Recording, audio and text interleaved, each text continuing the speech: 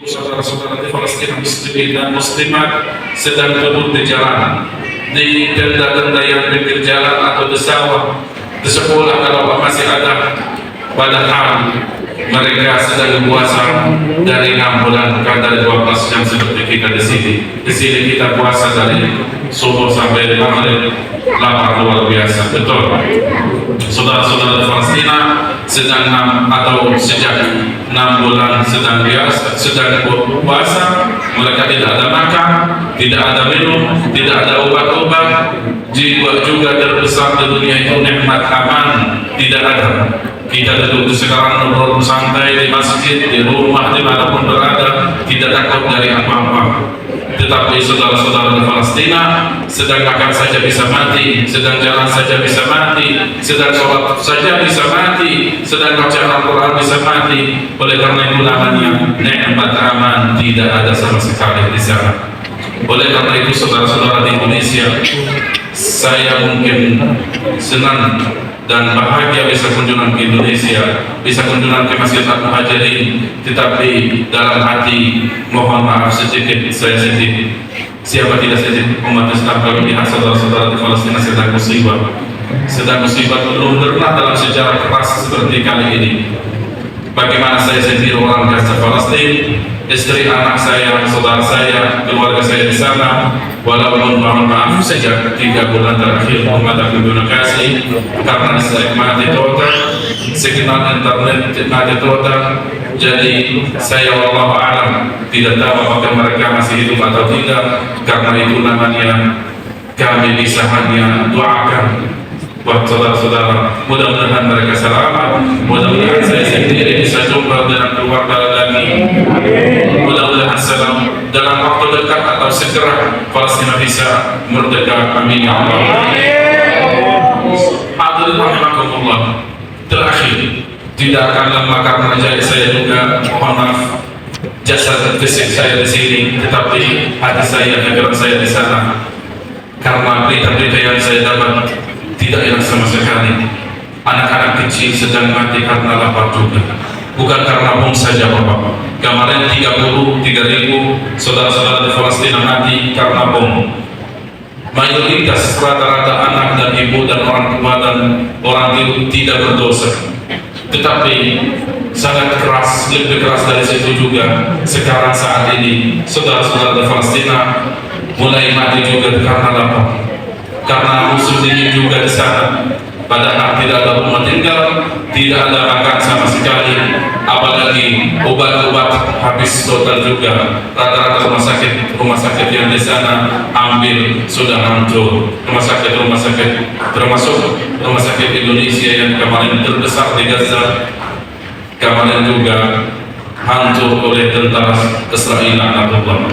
Bapak Ibu hadirin rahimakumullah, saudara di Palestina berjuang dan sedang menjaga, membela Masjidil Aqsa dan membela agama Allah, bukan hanya atau bukan milik Masjidil Aqsa sendiri saja, tetapi Masjidil Aqsa di Palestina dan bumi Palestina, bumi para anbiya, bumi para ulama, para masyayikh, bukan milik saya, bukan milik orang Palestina, tetapi bumi Palestina juga milik umat Islam di seluruh dunia. Umat Islam di Bogor, di Jakarta, di Indonesia, di luar negeri, di Turki, Arab Saudi, dimanapun berada orang beriman, orang ahli Islam, tanggung jawab Masjidil Aqsa dan bumi Palestina.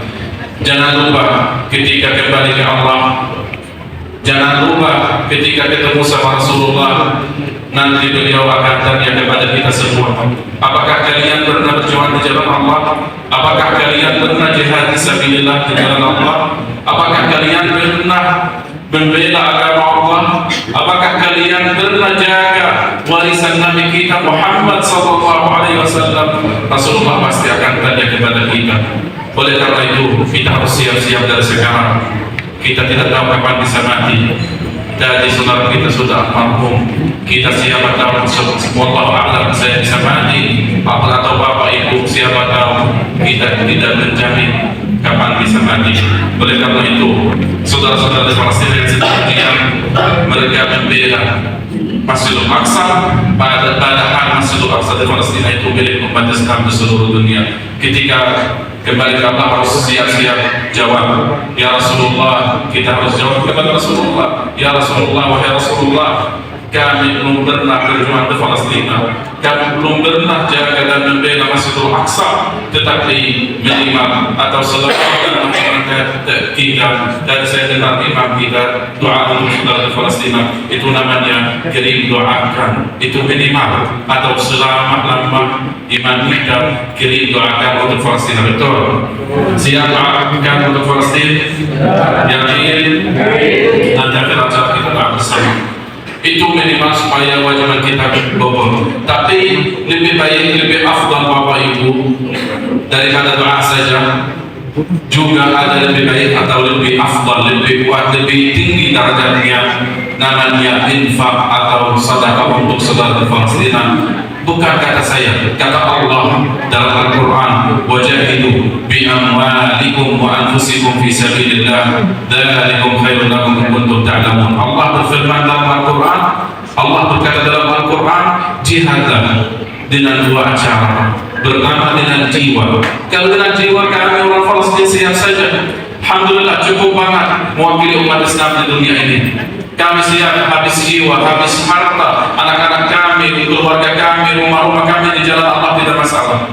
Tetapi Allah berkata juga wajahidu bi amwalikum, artinya jihadlah juga dengan hartamu. Kalau tidak bisa pergi ke Palestina jihad jiwa fisik, cukup dengan dari Indonesia berjuang dengan harta atau doakan. Pertama doa sudah luar biasa, alhamdulillah seluruh umat Islam di Indonesia sudah berdoa untuk Palestina, tetapi lebih baik, lebih afdal. Jadi insyaallah dapat syafaat Nabi kita Muhammad. Insyaallah kita siap saudara-saudara di Indonesia, umat Islam, saudara ibu bapak, jangan lupa kapan ada rezeki besar kecil jangan lihat, yang penting tetap sedikit bagian dari rezeki kita untuk saudara Palestina, karena mereka juga mewakili umat Islam di Indonesia di mana berada. Doaan Masjidil Aqsa dan bumi Palestina. Setelah Masjidil Aqsa, kita tahu Masjidil Aqsa itu kiblat pertama umat Islam, juga Masjidil Aqsa bumi para nabi. Kunjungi 3 tempat ini.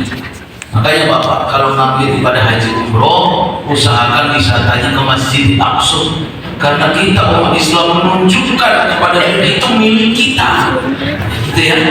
Kalau kurang dananya untuk ke sana, umpamanya kata travelnya, apa yang kita bisa jual? Jual demi untuk silaturahim dan mengunjungi Masjidil Aqsa. 3 tempat ini diperintahkan Nabi untuk menjaga bahkan mendatanginya, karena ibadah di 3 tempat ini akan berlipat ganda ibadahnya. Takbir. Ini mereka sumbang untuk kita. Bagaimana anak kita menghafal Quran di rumah. Ini secara simbolis ya. Nanti bagi yang ingin mencetak penghafal Quran, insya Allah nanti ambil dengan PTKM kita. Ya, subhanallah. Sallu ala Muhammad. Sebagai mahabbahnya kepada Masjid Al-Muhajirin, beliau memberikan usyah syal juga sebagai kenang-kenangan, ya. Hadiah, ya, silakan sebagai mahabbah. Ya.